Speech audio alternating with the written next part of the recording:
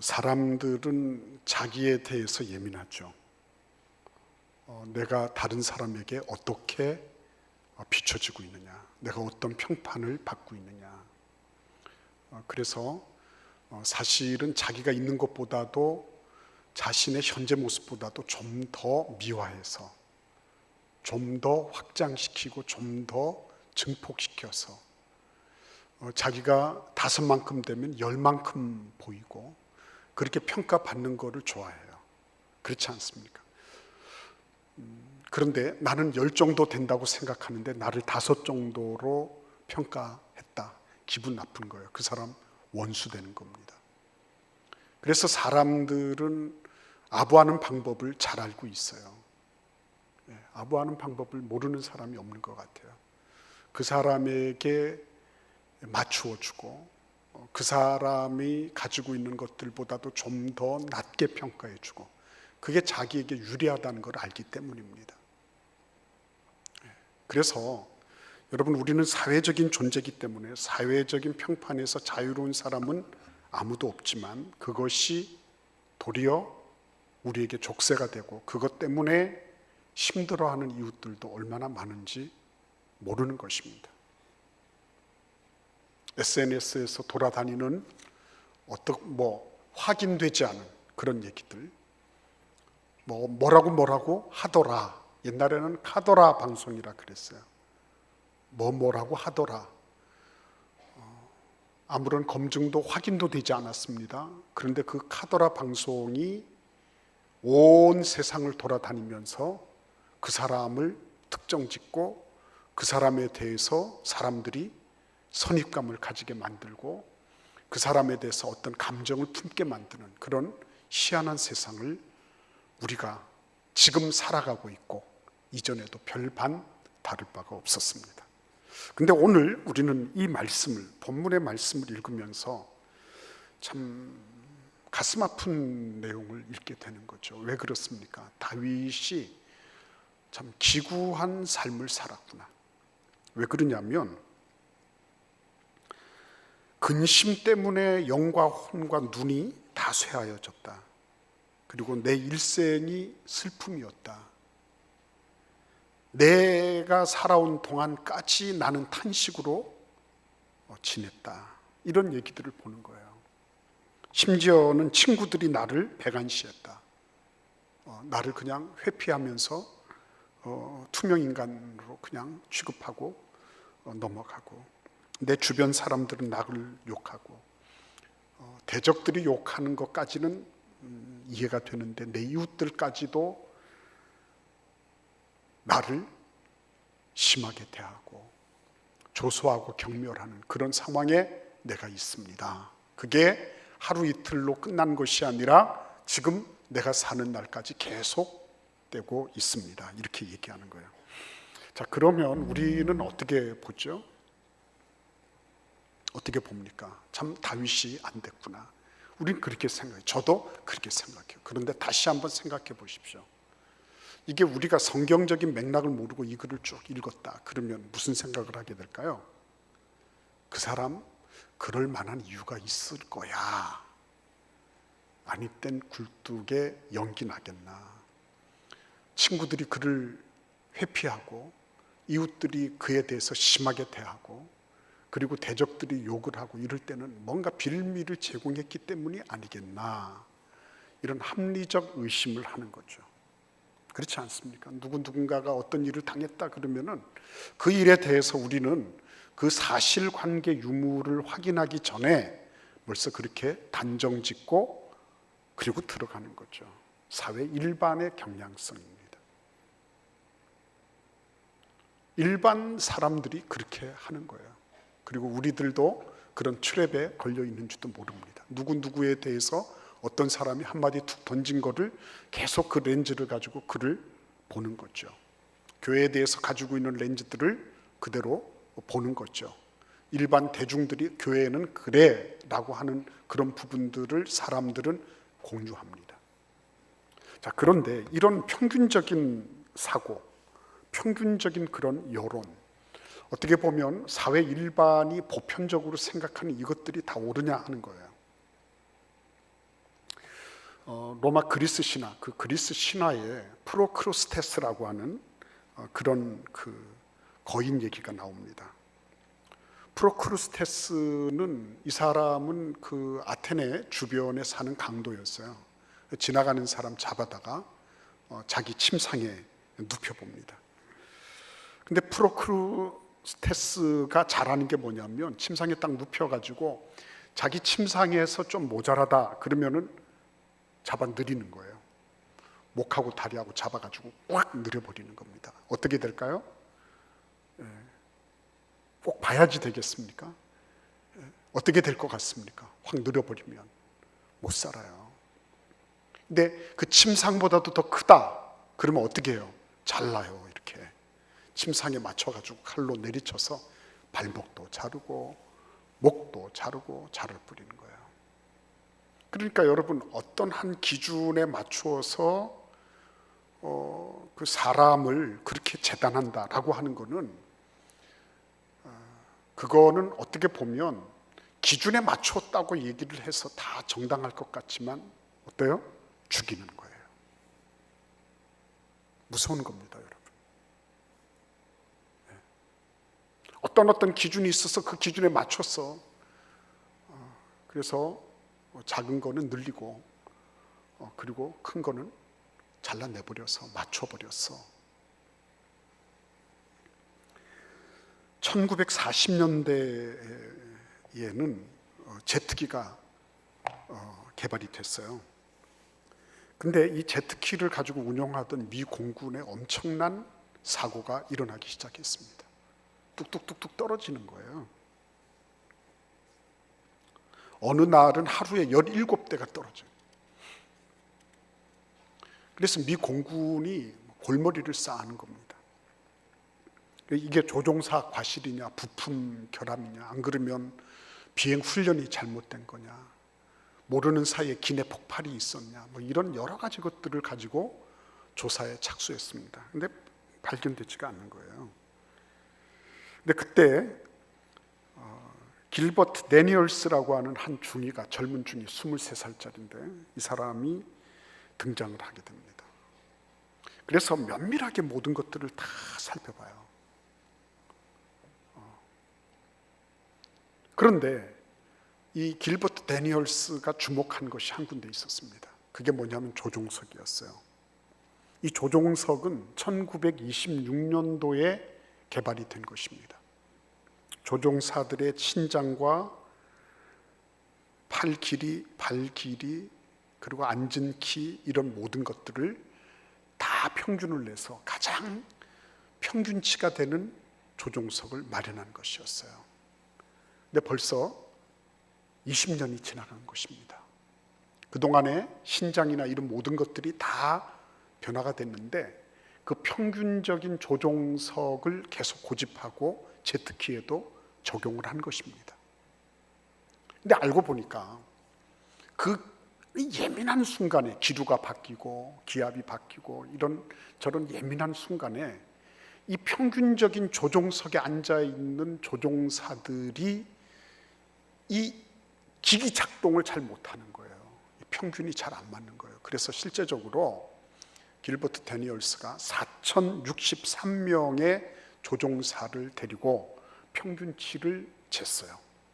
쟀는데 놀랍게도 1926년도에 평균치로 잡았던 거기에 맞는 사람이 단 한 명도 없었던 거예요.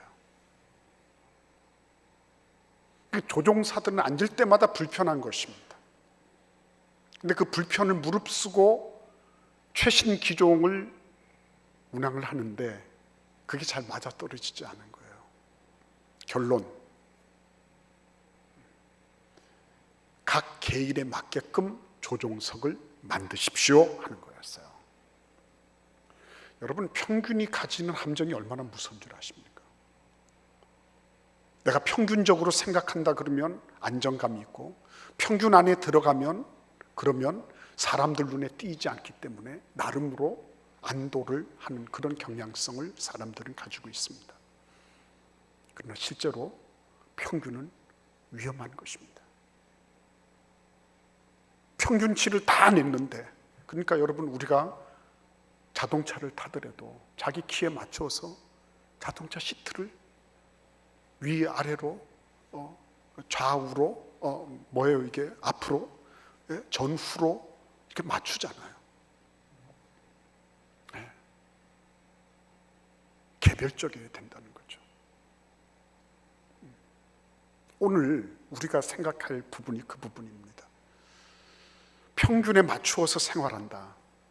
사람들이 대부분 보편적으로 상식적으로 생각하는 그것을 따라간다.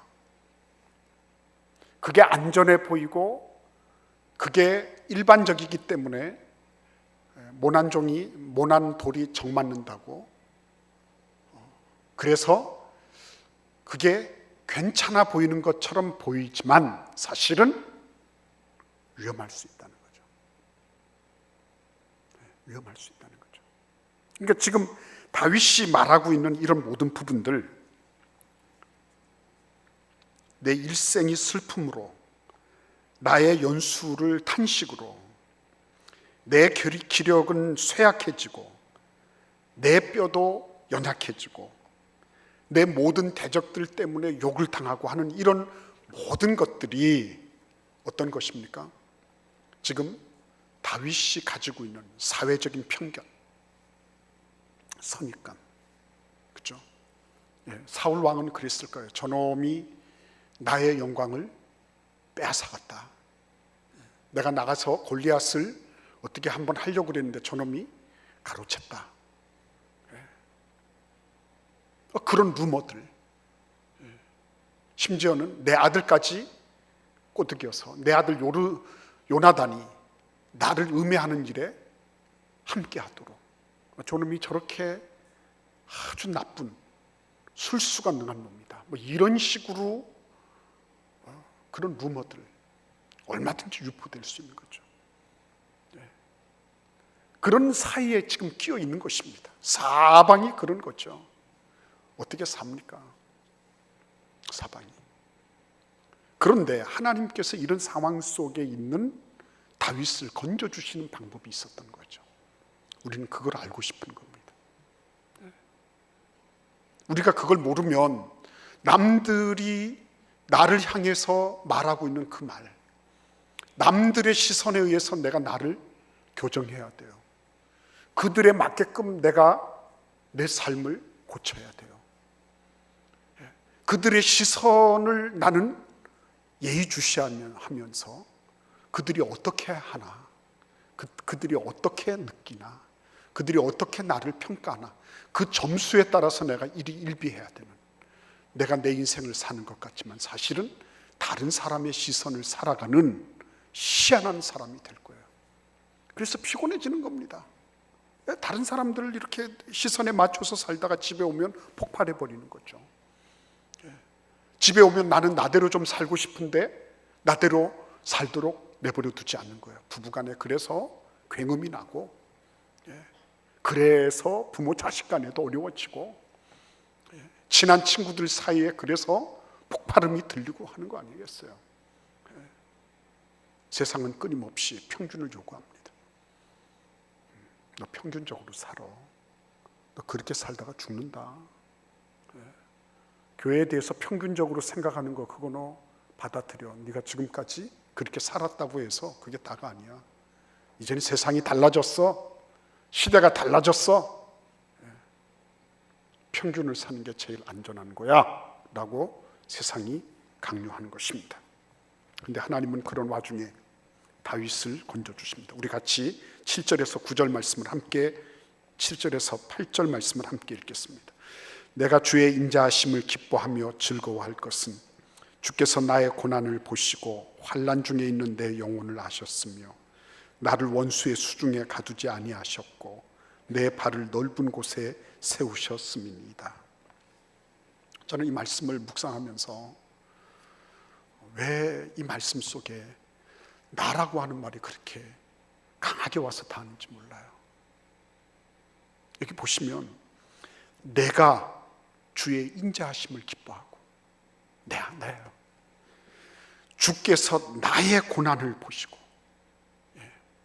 고난 내 거예요. 내 고난, 내 고난. 남의 고난 아니에요. 내 영혼을 아셨으며 내 영혼을 아시는 겁니다.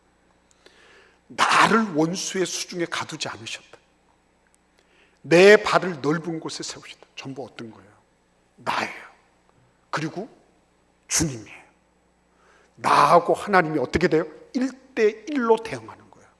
나하고 하나님이 나하고 어떤 대중 속에 있는 어떤 누구, 평균적인 누구를 잡아서 말씀하시는 게 아니었습니다. 나를 콕 특정하셔서 나를 개별적으로 받아주신 거예요. 나를 개별적으로. 하나님은 다윗을, 우리를 많은 사람 중에 평균적인 어떤 누구로 보지 않으시는 것입니다.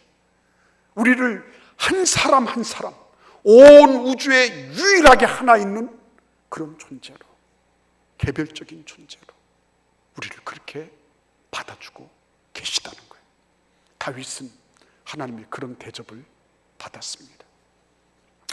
일반 대중 사회가 뭐라고 얘기하든지 하나님은 나를 특별한 존재로, 이 지구상에 유일하게 하나 있는 존재로 나를 1대1로 만나주시고, 나를 하나님께서 내 영혼도 내 육신도 그 어떤 것도 다른 모든 것들과 다 물을 타서 평균적인 무엇으로 보신 것이 아니라 제일 특별한 존재로 다윗을 맞이해 주셨다. 그거를 다윗은 알고 있었던 것이었습니다.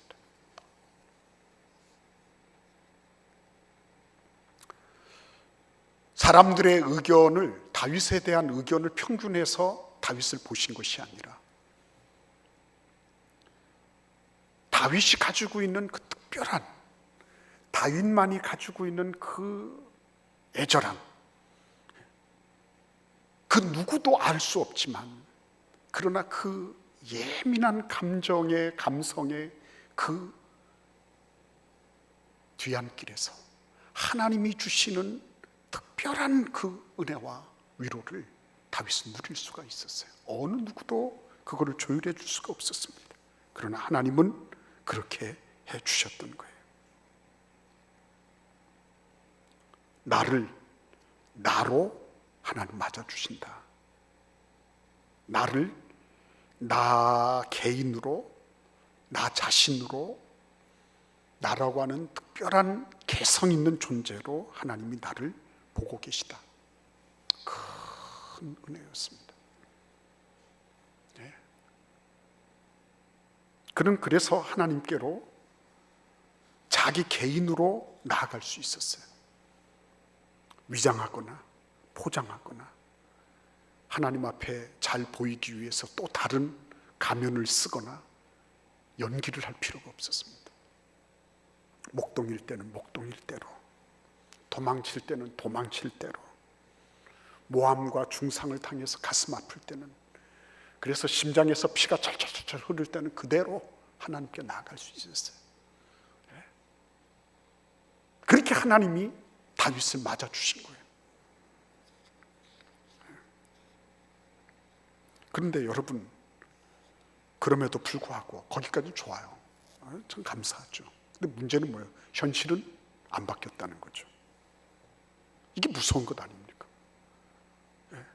사회적인 평판이나 다윗에 대한 그런 음해나 권모술수나 이런 모든 것들은 하나도 바뀌지 않았어요. 어떻게 하면 좋죠? 나는 믿음으로 사는데 바뀐 게 아무것도 없어. 그거 가지고 어떻게 전도를 하고 그걸 그렇게 해서 어떻게 내가 당당하게 살아갈 수가 있나, 그렇게 생각하지 않겠습니까? 근데 여러분, 오늘 이 다윗의 이런 그 시를 쭉 읽으면서 우리는 뭘 느끼는 겁니까?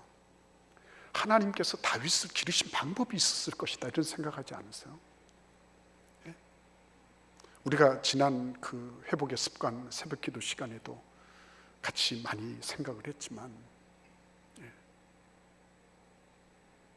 여러분, 다윗이 어느 날 갑자기 세상이 온 천지가 다 나를 반대하고 나에 대해서 음해해도 나는 끄떡없다, 이렇게 어느 날 갑자기 된 것은 아닐 거란 말이죠. 어떤 것입니까? 어떤 그 기업인이 회사를 여러 번 그 부도를 내고 망했어요. 그래서 정말 성공적인 기업가들을 찾아다니면서 배우려고 했습니다. 뭐 개성도 다르고 방법도 다르고 다 다른데 공통점이 하나 나오더래요. 그게 뭐냐면 큰 성공을 하기 전에 이 사람들은 작은 성공을 많이 맛봤던 사람들이라는 거예요. 작은 승리를 맛본 사람이 큰 승리도 맛볼 수가 있더라. 그 사람들은 작은 승리를 여러 번 경험하면서 이기는 경험을 익숙하게 자기 몸에 숙달했던 사람들. 그래서 그런 이기는 경험이 계속 힘을 받아서 나간 나머지 큰 승리도 할 수 있었다는 거예요. 여러분 생각해 보십시오. 다윗이 하루아침에 골리앗을 맞이했습니까? 그렇지 않잖아요. 가만히 한번 생각해 보십시오. 막 이렇게 양을 움켜서 이리가 막 이렇게 도망을 치는데 막 양이 목덜미를 탁 물고요. 막 이리가 막 도망칩니다. 그런데 다윗이 그걸 발견하고 물맷돌을 던져가지고 탁 던졌는데 이리를 맞춰야 될 게 자기 양을 맞춰버렸어. 그래 양이 뒤통수를 딱 맞고 거기서 기절을 해버렸네. 그렇죠? 다윗이 너무 속상한 거죠. 기절했으니까 이제는 힘을 못 쓰니까 뭐 이리가 물고 나가는 건 훨씬 더 쉽죠. 그렇게 오발 사건도 있고 그러다가 어떻게 한 거예요? 이제는 정말 정밀 타격이 가능해진 거죠. 왜요? 여러 번 해봤으니까. 그래서 그런 정밀 타격의 기술이 하루 이틀 사흘 계속되다가 어떻게 된 거예요? 골리앗 이마에 구멍을 낸 거란 말이에요. 그러니까 여러분 이게 어느 날 갑자기 사회의 평판이나 이런 것에 대해서 면역력이 생기고 나는 나대로 삽니다. 나는 주체적인 인간입니다. 이런 거를 선언하며 산 게 아니라는 거예요. 이게 매일 매 순간마다 하나님 앞에 자기 자신을 보정하고 수정하고 또다시 고치고 이러는 과정들이 계속 축적된 나머지 지금은 어떤 거예요? 우리 같이 한번 읽어볼까요? 14절 말씀을 함께 읽어보겠습니다.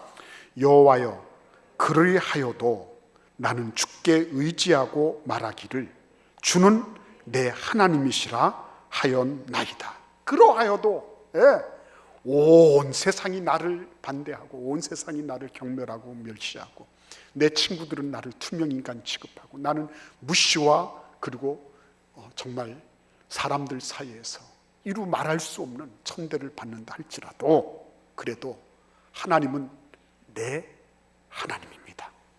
이 고백을 지금 다윗이 하고 있는 거예요. 이거를 가리켜서 절대신앙이라 그럽니다. 절대신앙. 누가 뭐라고 해도 하나님은 내 하나님입니다. 누가 뭐라 해도 환경 바뀌지 않았습니다. 사람들의 평판 바뀌지 않았습니다. 억울하고 답답하고 원망스럽고 그래요. 그럼에도 불구하고 다윗은 여전히 하나님을 바라고 있습니다. 이유가 어디 있을까요? 다윗이 어떻게 그런 삶이 가능했어요? 그 작은 승리를 계속했다. 아멘. 그렇습니다. 그래요. 나도 이제부터 작은 승리, 내 생각의 작은 승리. 내가 하나님의 뜻을 떠나고 하나님을 불신하고 내 어떤 편의대로 하려고 하는 그런 내 생각의 습관들, 작은 것들, 이런 것들부터 내가 굴복시켜 나가겠습니다. 내가 지금 무의식 가운데 하고 있는 그런 잘못된 습관들, 이런 부분들 내가 고쳐 나가겠습니다. 작은 것에 내가 승리를 계속 축적해 나가겠습니다. 아멘, 할렐루야, 좋아요. 그런데 이런 일들이 계속 된다 할지라도 말하자면 이게 하나도 바뀌어지지 않아요. 개선되지 않아요. 무슨 희망적인 조짐이 보이지 않아요. 그럼에도 불구하고 그러하여도 나는 주께 의지하고 말하기를 주는 내 하나님입니다. 이렇게 말할 수 있는 근거가 어디 있습니까? 여러분들 애들 이렇게 키워보시면 어떻습니까? 맴매할 때가 있잖아요. 잘못하면 맴매하잖아요. 맴매를 하면 애들이 어떻게 합니까? 애들이 엄마 품으로 아빠 품으로 다시 오잖아요. 맴매해도. 왜 그렇습니까? 걔네들이 머리를 돌려가지고 난 아직까지 기저귀 차고 있으니까 나 혼자 스스로 생활할 수 없어. 그러니까 내가 경제적인 독립을 할 때까지 나는 그냥 엄마한테 붙어 있어야 돼.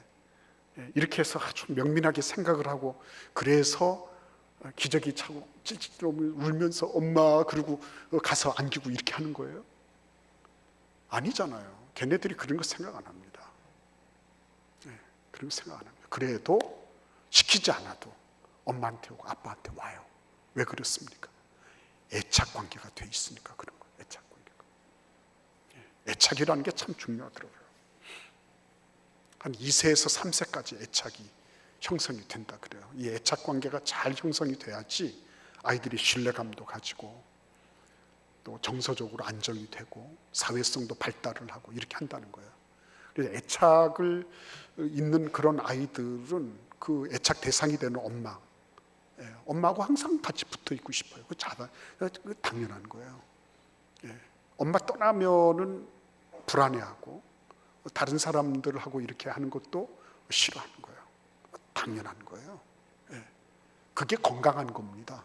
건강한 애착이 되어 있는 거예요. 엄마가 떠나는데도 엄마 가는구나. 뭔가 불안정한 거예요. 그거는 아이가 애착 관계가 되어 있지 않아요. 근데 여러분 한번 생각해 보십시오. 애착이라고 하는 게 그러면 엄마가 계속 붙어 있다고 해서 되는 건가요? 아니에요. 그렇지 않습니다. 붙어 있다고 되는 게 아니라 엄마가 어떻게 해요? 예민하게 반응해 줘야 돼요. 그 반응도 어떻게 해야 돼요? 일관적으로 반응해 줘야 되는 거예요. 일관적으로. 이게 중요한 거예요.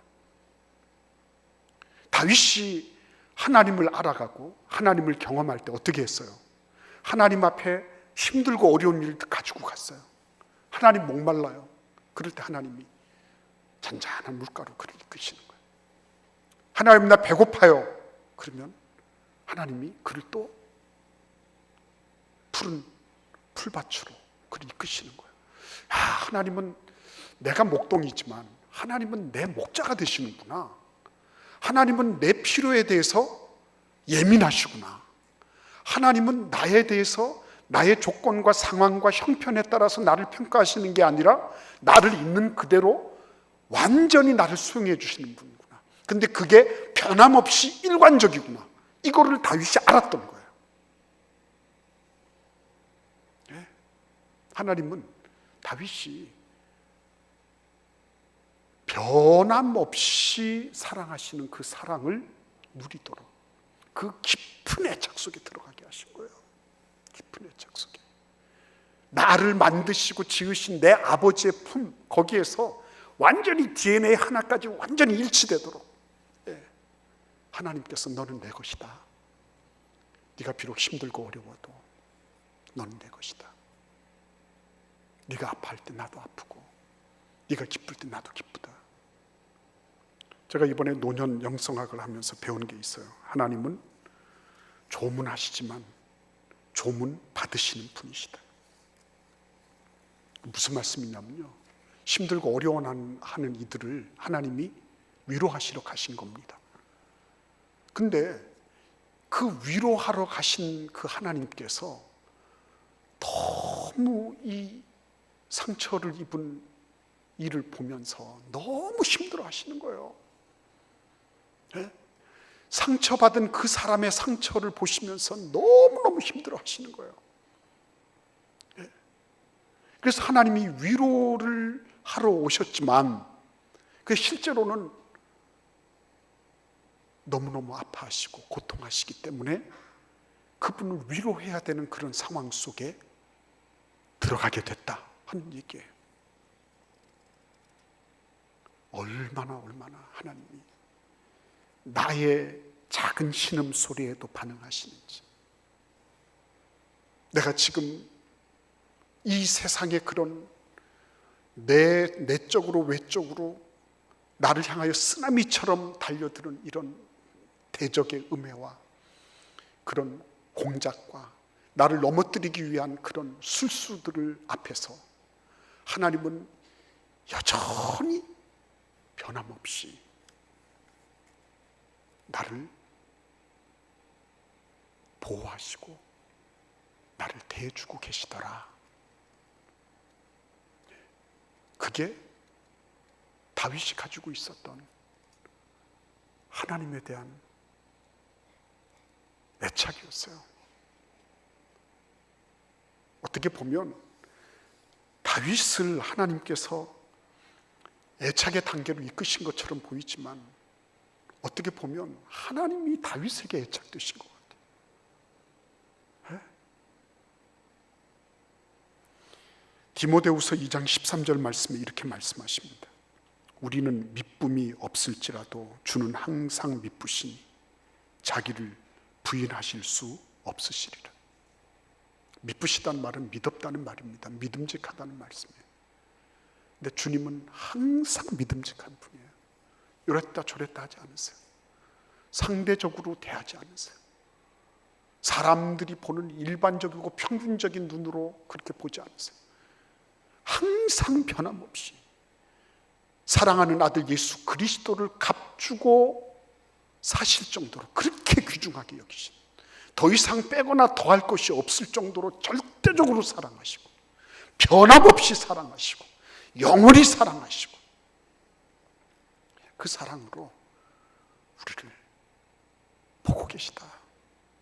다윗을 그렇게 보고 계셨다. 그래서 다윗은 누가 뭐라 할지라도, 세상이 뭐라 할지라도 그러다가 갈 것 아니겠어요?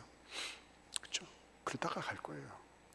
욕하다가 비방하다가 조롱하다가 그러다 갈 거예요. 그러나 나는 영원하신 하나님, 그분이 나를 변함없이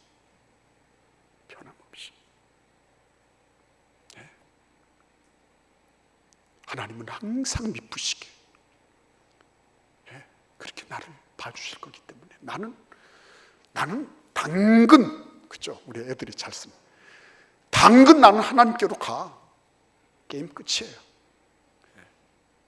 왜 근심하고 걱정합니까? 왜 다른 사람들 시선에 따라서 내가 이렇게 저렇게 눈치를 보며 살아야 될까요? 하나님, 나는 주님 손에 있습니다.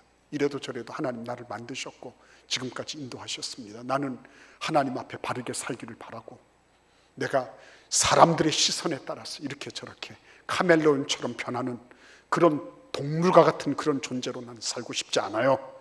하나님, 나는 하나님의 자녀로서 살겠습니다. 다윗이 그렇게 고백한 것과 같은 것입니다.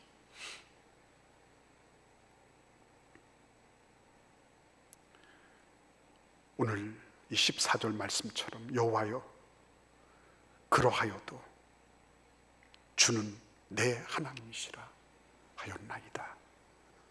이 절대적인 고백이 여러분과 저의 고백이 되기를 기원합니다. 기도하겠습니다. 고마우신 주님, 감사합니다. 세상은 어떻할지라도 여전히 주님은 우리를 향하여 변함없는 사랑으로, 무궁한 사랑으로, 영원한 사랑으로 우리를 그렇게 대해주시고, 내 상황과 조건과 형편에 따라서 왔다 갔다 하지 않으시고 이렇게 저렇게 조건을 변개하지 않으시고 여전히 무궁한 사랑으로, 미쁘신 사랑으로 우리를 받아주시니 감사합니다.